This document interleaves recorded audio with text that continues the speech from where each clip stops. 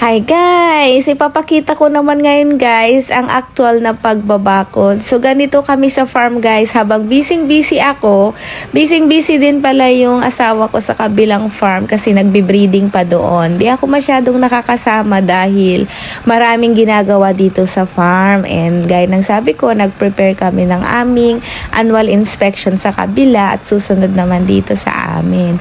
So ngayon guys, siningit pa niya ang pagbabakod habang naghihintay. So yan guys, itong actual na trabaho sa pagbabakod.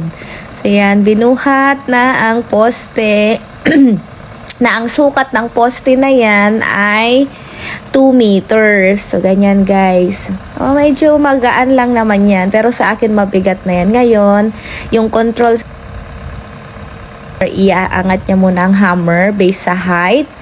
And then, yung nasa baba siya naman ang mag-alis ng lock. And then, siya ang controller ng pag-hammer. So, safety lagi guys sa paggamit ng post hammer. Importante. So, nakita nyo, medyo nakalihis siya. Tapos, mabagal lang niya ang pagpukpok, ang pag-hammer. So, ngayon guys, ay ano nga ba ang reason bakit 2 meters yung ating post? 2 meters ang post dahil ang nakalubog sa lupa ay 1.2.